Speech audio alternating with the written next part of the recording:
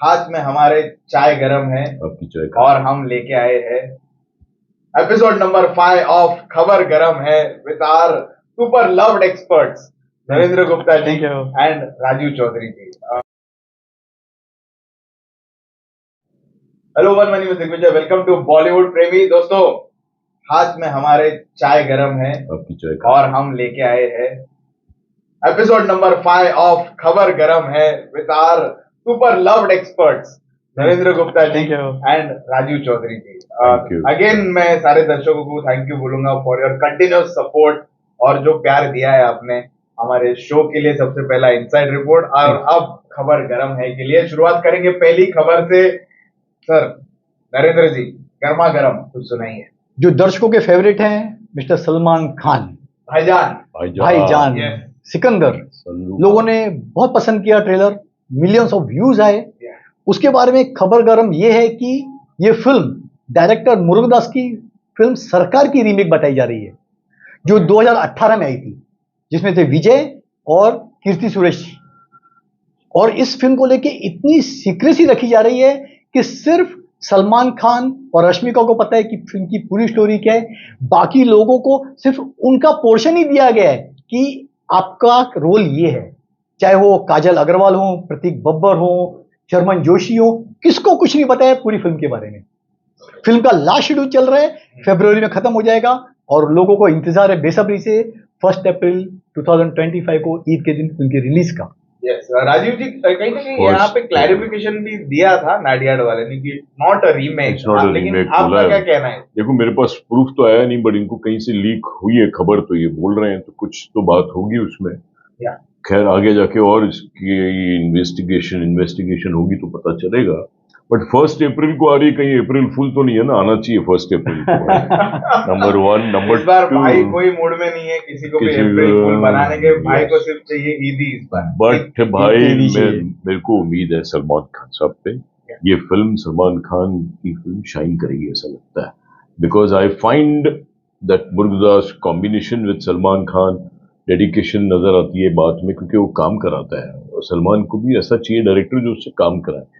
I think he has explored Salman Khan's talent again in a big way, and he's going to bring out something good. मुझे उम्मीद है। अगर it is not a remake, अगर सरकार की remake बन रही है तो मैं बता दूं ये वापस पॉलिटिकल थ्रिलर है। इसके अंदर क्या दिखा है, फिल्म का हीरो NRI दिखाया है जो वोट करने आता है और जाता है बॉलीवुड पे, तो पता चलता है कि कोई ऑलरेडी वोट देके जा चुका है उसके नाम से। वो कैसे फिर लड़ता है सिस्टम से, ये कहानी है। अगर यही रही तो आपको एक और पॉलिटिकल ड्रामा जैसे रामचरण की फिल्म का देखने को मिला, कहीं वैसा रिपीटेशन ना हो। But Salman Khan doing this will be good. Second news है अपने डायरेक्टर, महान डायरेक्टर शंकर की। लाइका प्रोडक्शन ने इंडियन 2 और इंडियन 3 एक साथ बनानी चाहिए थी। 2 का बुरा हाल आप देख चुके हैं। पार्ट 3 रिलीज होने वाला था जनवरी में, इसी महीने में। लेकिन खबर यह है कि शंकर जी ने फिल्म को हमेशा के लिए लटका दिया है। उन्होंने पिक्चर पूरी ही नहीं की है। शंकर ने प्रोड्यूसर को बोला कि भैया 50 करोड़ मुझे मेकिंग के दो जो कॉस्ट ऑफ प्रोडक्शन है, और 30 करोड़ मेरी फीस दो। 80 करोड़ आएंगे तभी मैं इंडियन 3 फिनिश करूंगा। क्या बुरी बात नहीं सर, तो प्रोड्यूसर ने पूरा पैसा दे दिया। वैसे प्रोड्यूसर क्या बोल रहे हैं लाइका वाले कि जो कॉस्ट ऑफ प्रोडक्शन हम बेयर करेंगे, ठीक है वो पूरी करो, हम आपकी 30 करोड़ की एक्स्ट्रा फीस नहीं देने वाले। तो फिलहाल मामला अटक गया। और तो और लाइका वालों ने कोशिश की थी कि game changer Tamil version release ना हो कल। उन्होंने रुकवाने की कोशिश की थी कि शंकर की फिल्म रिलीज ना हो। रिलीज हुई दूसरी बात है, चली नहीं वो भी दूसरी बात है। लेकिन फिलहाल लाइका में और शंकर में मनमुटाव हो गया है। जी हाँ। But is it true, is it really that उसको फीस पूरी मिल गई और फिर और मांग रहे हैं? एग्जैक्टली, अनएथिकल आदमी है नहीं शंकर। आते हैं सर तीसरी खबर पे। तीसरी आजाद को लेकर है। आजाद इसके डायरेक्टर हैं मिस्टर अभिषेक कपूर। यूनिट वाले बताते हैं कि जो मेन घोड़ा है, जो आपको ट्रेलर लॉन्च पे भी देखा गया है, उसको अभिषेक ने खरीद लिया है। उनको इतना पसंद आया, उन्होंने खरीद लिया। अभी कितनी कीमत हुई वो तो भगवान जाने। और सबसे शॉकिंग न्यूज ये है कि फिल्म में सिर्फ वो घोड़ा नहीं है, फिल्म में 10 अलग अलग घोड़े हैं। नाम दिया एक घोड़े का, कोई घोड़ा समझो कोई पर्टिकुलर एक्शन कर रहा है, कोई दूसरा कुछ काम कर रहा है, कोई इमोशन सीन दे रहा है। तो अभिषेक ने 10 डिफरेंट घोड़ों को ट्रेन करके यूज किया है, जबकि घोड़ा ब्लैक कलर डेफिनेटली वही मतलब घोड़े के मिसमैच नहीं हो जाए, घोड़ा वही है लेकिन घोड़े के 9 डुप्लीकेट पहली बार होगा। हमारे हीरो के डुप्लीकेट्स होते हैं, आपको घोड़े के 9 डुप्लीकेट देखने को मिलेंगे। ओके सर, आपके जब टीजर ट्रेलर रिएक्शन किया था, बहुत उम्मीदें दिखाई थी आपने पिक्चर। मैं यहाँ बताऊं, घोड़ा वो हम पिछली बार बोल रहे थे ना कि पप्पू वर्मा का घोड़ा है या जीतू वर्मा का, कुछ नहीं है। इन्होंने ये घोड़ा पंजाब से लिया है और खरीदा इसलिए है क्योंकि I think he has expectation कि आगे जाके हमको जैसे ब्रह्मास्त्र में अस्त्र बना दी थे, ऐसे यहाँ घोड़ों की जरूरत पड़ सकती है। पार्ट 2, पार्ट 3 सीक्वल भी बनानी होती है फिल्मों के, and these are well trained horses और बहुत इमोशनली अटैच्ड हो गया अभिषेक। अब देखो अगर तो अभिषेक के साथ बहुत अटैच, बॉन्डिंग अच्छी हो गई है, ऐसा क्लोज हो गए हैं, इट्स लाइक हिज ओन पेट। तो आर्टिस्ट से बेटर है घोड़ा, डिसिप्लिन्ड है, कोई प्रॉब्लम नहीं देगा डेट की, कुछ नहीं, अच्छा है, गुड। 17 को पिक्चर आने वाली है दोस्तों, उसका रिव्यू जरूर लेके आएंगे। आते अगली खबर। हमने आपको बताया था कि कैसे तृप्ति डिमरी और कार्तिक आर्यन की फिल्म आशिकी 3 डब्बे में चली गई है, जिसको डायरेक्ट कर थे अनुराग बसु और प्रोड्यूसर कंपनी थी टी सीरीज। लेटेस्ट ये है कि अनुराग बसु डायरेक्ट करने जा रहे हैं वही रोमांटिक फिल्म, और फिल्म में तृप्ति की जगह ले ली है इमानवी इस्माइल ने। यूट्यूबर है, ब्लॉगर्स है, अपने अच्छे डांसिंग वीडियोस डालती रहती है, ताल का गाना डाला है, लोगों ने देखा होगा। प्रॉब्लम क्या है कि भूषण जी स्ट्रांगली रिकमेंड कर रहे हैं इमानवी का नाम, लेकिन वो एक साथ में जॉइंट फिल्म प्रोड्यूस भी कर रहे हैं जिसमें प्रभास, और प्रभास की हीरोइन है इमानवी। और ये कॉन्ट्रैक्ट में है कि इमानवी जब तक वो फिल्म पूरी नहीं करती ना, वो दूसरी फिल्म साइन नहीं कर सकती। अगर भूषण जी ने अपने को प्रोड्यूसर को मना लिया, भैया कि इमानवी को फ्री कर मेरी फिल्म करने के लिए, भले रिलीज प्रभास वाली पहली फिल्म हो, तो शायद ये फिल्म में इमानवी नजर आए, नहीं तो सेकंड चॉइस है सारा अली खान, जो कार्तिक की एक्स गर्लफ्रेंड रह चुकी है। और एक पिक्चर भी दोनों ने की थी जो कि बहुत बड़ी फ्लॉप थी, लव आजकल। यस सर, इमानवी मैंने तो देखा नहीं है, मैंने भी देखा नहीं है, बट अच्छा है अगर इन्फ्लुएंसर है, देखा होगा, क्योंकि ये बड़े एक्सपीरियंस डायरेक्टर है अनुराग जी चाहे Bhushan ji, they know what they are doing, तो कुछ सेंसिबल डिसीजन ही ले रहे होंगे, why not, let us welcome. अच्छा है, क्यों आपको भी नहीं डेफिनेटली अच्छा, यस कोई प्रॉब्लम है कि आप चाहते हो सारा अली खान आए? नहीं ना, ठीक है, फिर नए टैलेंट आना चाहिए डेफिनेटली, लोगों को हमेशा नए टैलेंट की तलाश रहती है। Imanvi, we are welcoming the new talent Imanvi. आजकल अच्छा है, ये अच्छी निशानी है, कल हो सकता है नरेंद्र गुप्ता जी को फोन आ जाए कि भाई आप भी काम कर लो, ये भी इन्फ्लुएंसर, व्हाई नॉट। आते अगली खबर, ये करण जौहर के एक बैनर से धर्मा प्रोडक्शन। अब न्यूज है कि वो फुल फ्लेज डिस्ट्रीब्यूशन में उतरने जा रहे हैं।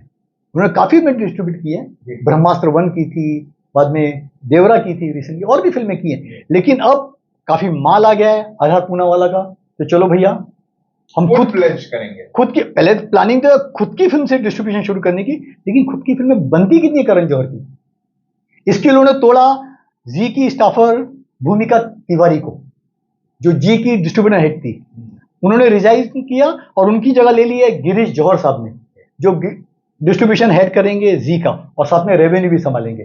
तो करण जौहर की प्लानिंग फुल फ्लेज डिस्ट्रीब्यूशन से पैसा कमाने की है। Good, why not, it's a good sign. उसको भी एक पार्टनर मिल गया आधार पूनावाला, जो बिजनेस ब्रेन लाया है, और मे बी आधार पूनावाला ने देख लिया है अच्छी तरह से कि डिस्ट्रीब्यूशन में ही पैसा है, और है एक्चुअली डिस्ट्रीब्यूशन में बहुत जगह पैसा कैसे निकाला जाए, वो भी एक आर्ट है, how to exploit a film. तो I think it's a good step, we should appreciate, और सबकी फिल्में डिस्ट्रीब्यूशन हो अच्छा, एक ऑनेस्ट अगर आपको डिस्ट्रीब्यूशन हाउस मिल जाता है तो इसमें कोई बुरी बात नहीं। Yes sir. बस कंगना ने अपनी फिल्म को गर्म करने के लिए करण जौहर का सहारा लिया। 17 फिल्म आ रही है इमरजेंसी। उन्होंने, दुनिया जानती है कि कंगना और करण जौहर में कैसी लड़ाई चलती है ट्विटर पे, इंस्टा पे। कंगना ने बोला कि भैया करण जौहर, मैं आपको अपनी फिल्म में एक्टिंग का ऑफर देती हूँ, आपको मैं अच्छा रोल देती हूँ, आके मेरी फिल्म करो। डेफिनेटली अपनी फिल्म गर्म करने के लिए और थोड़ा कंट्रोवर्सी क्रिएट करने के लिए स्टेटमेंट दिया है, लेकिन मुझे नहीं लगता कि करण जौहर मानेंगे उनकी फिल्म करने के लिए। आपको क्या लगता है सर, करना चाहिए करण ने कंगना के? पहली बात तो ये बहुत अच्छी बात है कि Kangana Ranaut also is feeling like Karan Johar, like a producer, and she is saying कि आप सबको देते हो, चलो मैं आपको भी देती हूँ offer, come my production house offers Karan Johar to come and act and perform. और अभी क्योंकि Aadhar Poonawalla has been always very close to the party where Kangana is, तो I think Karan Johar will also be probably joining the same spirit what Kangana Ranaut likes. तो हो सकता है कंगना की अच्छी दोस्ती भी हो गई हो करण जौहर से, हो सकता है करण जौहर करे भी film, because Aadhaar Poonawalla is the man of the same party where Kangana Ranaut. लेकिन करण ने देखना चाहिए कि कौन सा रोल दे रही है वो, उसके बाद में फिर एक्सेप्ट करना चाहिए.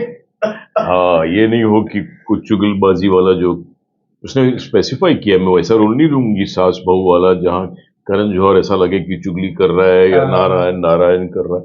आई give you a good role. तो कंगना ने ये भी बड़े अच्छे दिल से कहा है. अब इसको लोग कंट्रोवर्सी क्रिएट कर रहे हैं, गॉसिप बना रहे हैं, हो सकता है सच्ची नीयत से बोल रही हो, क्योंकि अब करण जौहर दोस्ती कर रहा हो, ये भी हो सकता है कि साथ में दोनों का एक अच्छा मिलन हो गया हो.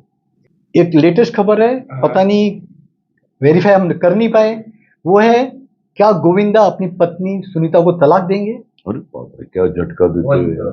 कहते हैं कि सुनीता ने घर छोड़ दिया है और अलग रहने चली गई है. दोनों में रिलेशन बहुत ही खराब हो गए हैं. कंफर्म किसी ने नहीं किया है, लेकिन ये बात सही है, बोलते हैं कि सुनीता ने घर छोड़ दिया है.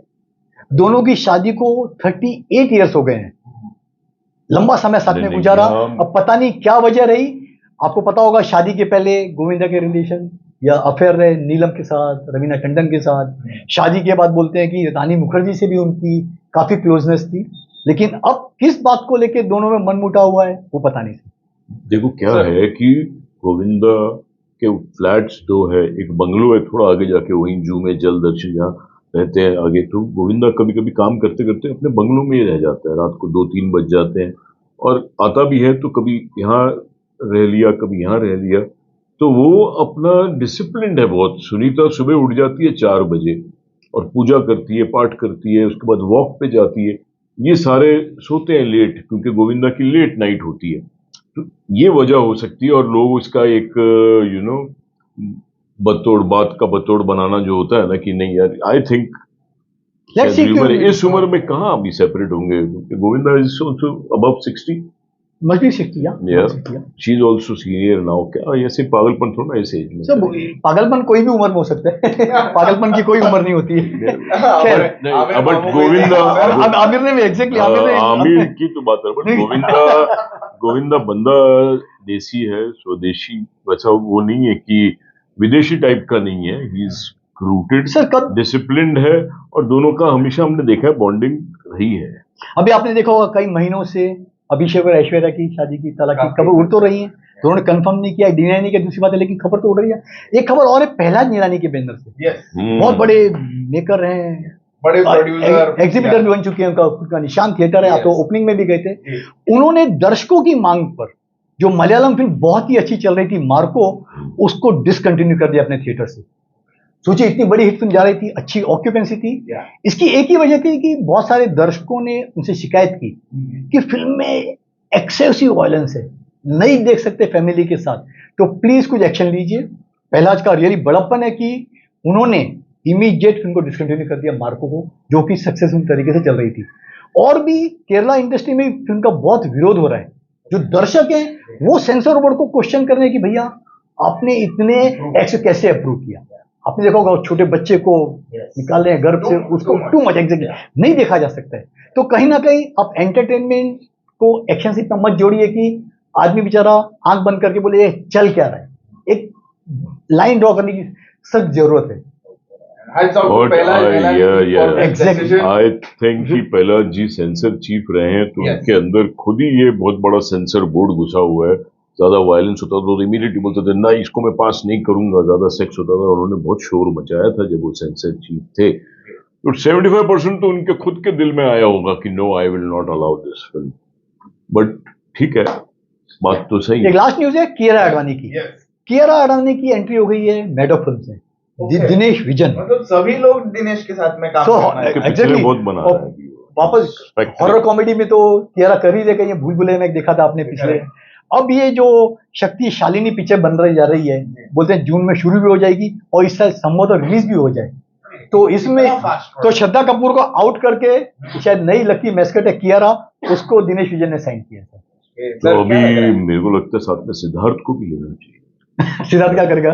सिद्धार्थ भी हीरो अच्छा है यार, we should allow and give him also good chance. बेचारा योद्धा के बाद कहीं कुछ नजर नहीं आ रहा है, तो एक जेस्चर हो सकता है, क्योंकि देखो Maddock films is riding high, horror है, ये है, तो इसमें डाइजेस्ट हो सकता है। लेकिन कियारा देखिए, आपने गेम चेंजर में देखा, उनको बहुत खूबसूरत नजर आ रही। हाँ, अगस्त में वॉर 2 आ रही है, यश के साथ टॉक्सिक आ रही है, और अब ये फिल्म, मतलब कियारा फिलहाल छाई हुई इंडस्ट्री। कियारा का बहुत अच्छा रिकॉर्ड है इस साल का। जी हाँ। अब देखते हैं दोस्तों, ये सारी खबरों पे आपका क्या कहना है, कमेंट सेक्शन में जरूर बताओ हमें। और दोनों को थैंक यू बोलूंगा फॉर गिविंग अस द गर्मा गर्म चाय एंड गर्मा गर्म खबरें sir. Thank you sir, thank you.